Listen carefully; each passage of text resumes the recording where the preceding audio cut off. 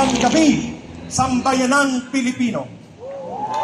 Bago po magsimula ang ating pagpapadaloy ng kasaysayan sa gitna ng liwasang Bonifacio na dumadagundong ang boses ng pagtindig ng mamamayang Pilipino na umaabot sa Malacanang, aawitin natin ang pambansang awit ng Pilipinas.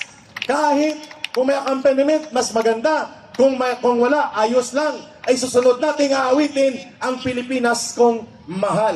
Hindi mahalaga ang boses, mahalaga ang laman ng awitin at ang puso kasama sa awitin. Sige. Bumangon at maghuhukom at hahatol sa mga ang puso sa gobyerno ito at itatayo na natin sa madaling panahon ang panibagong gobyerno. Ayun, pangbungad pa lang, naglalagablab na! Naglalagablab na! Ang bayan ko'y tanging ikaw, Pilipinas kong mahal, ang puso ko at buhay man sa iyo'y ibibigay, tungkulin kong gagampanan na lagi kang babantayan, ang laya mo'y Pilipinas ko. One more time with feeling na aabot sa Mindiola, tagos sa gates ng Malacanang.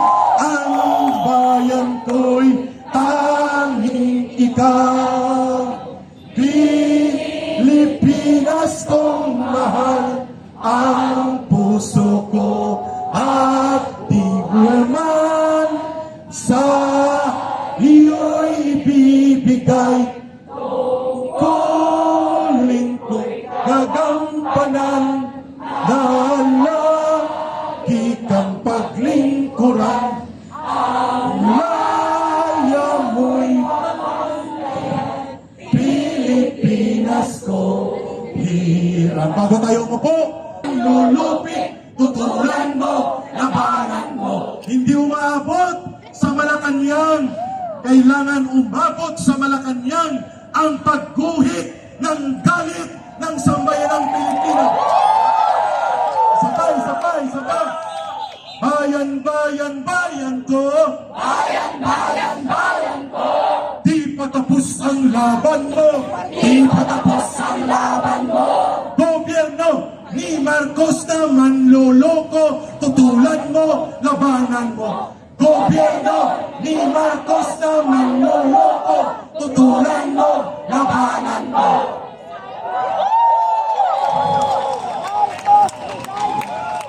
Pwede na po tayong umupo. Dahil